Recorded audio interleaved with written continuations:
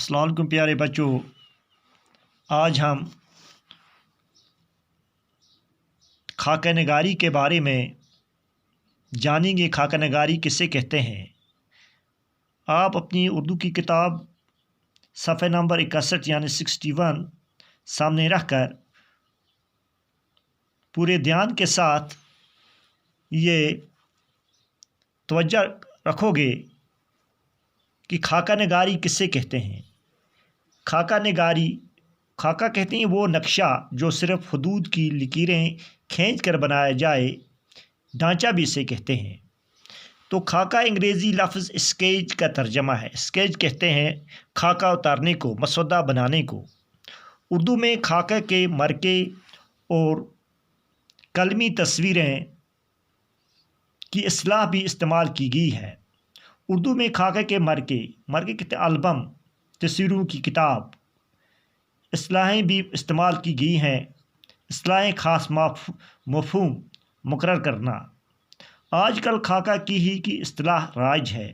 خاکہ سے مراد ایک ایسی نثری تحریر جس میں کسی شخصیت کی منفرد اور نمایاں خصوصیات کو اس انداز سے بیان کیا جاتا ہے کہ اس کی مکمل تصویر آنکھوں کے سامنے آ جائے۔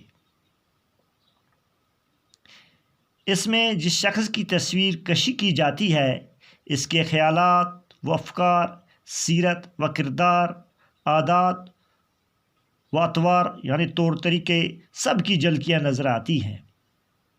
خاکے کا مقصد ہی یہ ہوتا ہے کہ متعلقہ شخصیت کی ظاہری اور باطنی، اندرونی اور بیرونی خصوصیات میں سے ایسی نمایاں اوصاف صفت کا بیان کیا جائے، ایسی نمایاں صفت بیان کی جائے جو اس کی منفرد شناخت اور پہچان کا ذریعہ ہو۔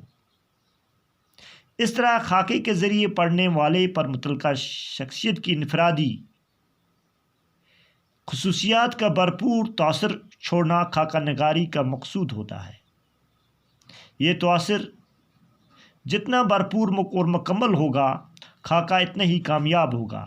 اس لیے خاکہ لکھنے والے کا اس انسان کی شخصیت سے نہ صرف متاثر ہونا ضروری ہے بلکہ اس سے مکمل واقفیت اور قرابت بھی ضروری ہے۔ اس سے مکمل واقفیت، اس کے بارے میں جاننا اور قرابت، اس کے نزدیک تک رہنا بھی ضروری ہے۔ پہلی ملاقات یا چند ملاقاتوں کے تاثرات کی بنیاد پر کسی کا خاکہ لکھ دینے سے خاکہ نگاری کا حق جو ہے وہ ادا نہیں ہوتا۔ خاکہ نگاری سوانح حیات سے مختلف ہے۔ سوانح حیات یعنی زندگی، خاکہ نگاری جو ہے سوانح حیات زندگی سے کے مختلف ہے۔ اس میں سوانح حیات کی طرح واقعات ترتیب وار نہیں لکھے جاتے۔ جس طرح ہم سوانح حیات میں ترتیب وار واقعات لکھتے ہیں، تو خاکہ نگاری جو ہے یہ اس سے مختلف ہے۔ حالات و واقعات کا بیان کرنا ضروری بھی نہیں ہے۔ خاکہ نگاری میں حالات و واقعات شخصیت کی تصویر کشی کے لیے پس منظر فراہم کرتا ہے۔ صرف انہی اہم واقعات کا بیان ضمنی طور پر کیا جاتا ہے جو شخصیت کے کسی پہلو کو اجاگر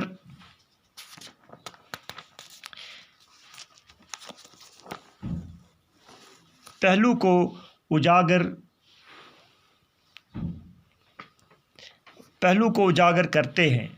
خاکہ نگاری کسی شخصیت سے متاثر ہو کر اس کا خاکہ ضرور لکھتا ہے، لیکن اس تحریر سے مرعوبیت کا اظہار نہیں ہونا چاہیے۔ مرعوبیت کہتے ہیں رعب میں نہیں آنا چاہیے، ڈر میں نہیں رہنا چاہیے، مرعوبیت کا اظہار نہیں ہونا چاہیے۔ لیکن اس کی تصویر سے مرعوبیت کا اظہار نہیں ہونا چاہیے۔ جس کی ہم خاکہ بنا رہے ہیں اس سے ہمیں کسی قسم کا ڈر نہیں ہونا چاہیے، نہ اس کا ہم پہ رعب ہونا چاہیے۔ اس کا بیان ایسا ہونا چاہیے کہ وہ غیر جانبدارانہ نظر آئے۔ وہ شخص جو ہے وہ ہم سے غیر جانبدارانہ نظر آئے، اس سے ہمیں کوئی تعلق نہ ہو۔ اس لیے یہ ضروری ہے کہ خاکے میں شخصیت کی خوبیوں اور خامیوں دونوں کو بیان کیا جائے۔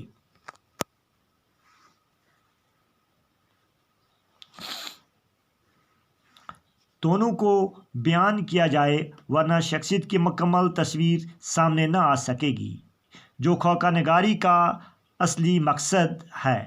جس طرح خوبیوں کا بیان معروبیت سے پاک ہونا چاہیے، جس طرح ہم کسی کی خوبیاں بیان کرتے ہیں وہاں ہمیں کسی قسم کا کوئی ڈر نہیں ہوتا، اسی طرح خامیوں کے بیان میں تاخیر و اناہت یا ذاتی دشمنی و عناد کا پہلو نہیں آنا چاہیے۔ اسی طرح خامیوں کے بیان میں جب ہم کسی کی تعریف کرتے ہیں، جب خوبیاں بیان کرتے ہیں، بیان کریں معروبیت سے پاک ہونا چاہیے۔ اسی طرح خامیاں جب ہم کسی کے بیان کرتے ہیں، تحقیر و عنایت، حقارت یا ذاتی دشمنی و عناد، ضد کا پہلو نہیں ہونا چاہیے۔ خامیوں کے بیان سے بھی اپنائیت کا احساس نمایاں ہونا چاہیے۔ اور کسی کی ہمیں خامیاں بیان کرتے ہیں تو وہاں پر بھی احساس کا جو اپنائیت جو ہے وہ نمایاں ہونا چاہیے۔ خاکہ نگار اپنے موضوع کو جس طرح دیکھتا، سمجھتا اور اس سے متاثر ہوتا ہے، اسی طرح اس کی تصویر پیش کرنی چاہیے تاکہ پڑھنے والا بھی اس سے اسی طرح متاثر ہو سکے اور اس شخصیت کی منفرد خصوصیات کو پہچان سکے۔ اچھے خاکے میں ان خصوصیات کا بیان بے تکلفی یعنی بے ساختہ، بے جستگی، برملا اور لطیف مزاح کی چاشنی کے ساتھ ہونا چاہیے اور خوبصورت طریقے کے ساتھ بیان کیا جانا چاہیے۔ تو زیر نظر کتاب میں مولوی عبدالحق کا لکھا ہوا خاکہ پیش کیا جا رہا ہے۔ تو جو یہ خاکہ جو ہے یہ مولوی عبدالحق نے لکھا ہے، خالی پہ خاکہ لکھا ہے مولوی عبدالحق نے، تو ہم آئندہ پڑھیں گے۔ تو ہم پہلے دیکھیں گے خاکہ کس سے کہتے ہیں۔ خاکہ پہ ہمیں نوٹ لکھنا ہے۔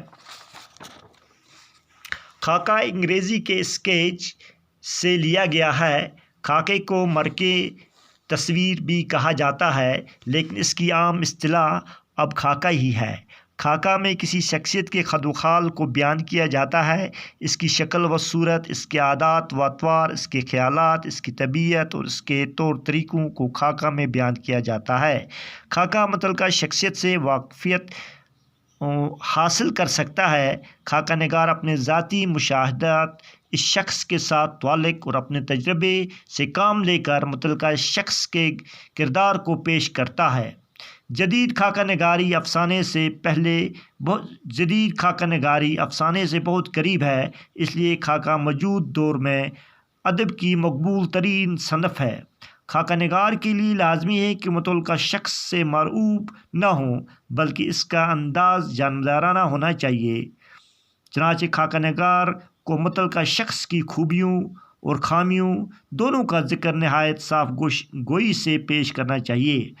اگر اس طرح انصاف سے کام نہ لیا جائے تو متعلقہ شخص کی اصل تصویر سامنے نہیں آ سکتی، اور خاکہ نگاری کا اصل مقصد ہی یہی ہے کہ متعلقہ شخص کی اصلی تصویر سامنے آئے۔ اس لیے کامیاب خاکہ نگار وہی ہے جو بغیر کسی لحاظ اور تکلف کے اصل اور حقیقی باتیں سامنے لائے۔ خاکہ نگار جس طرح کسی شخص کو سمجھتا اور جانتا ہو، اسے اسی طرح اس کا صحیح اور درست نقشہ کھینچنا چاہیے۔ والسلام پیارے بچوں۔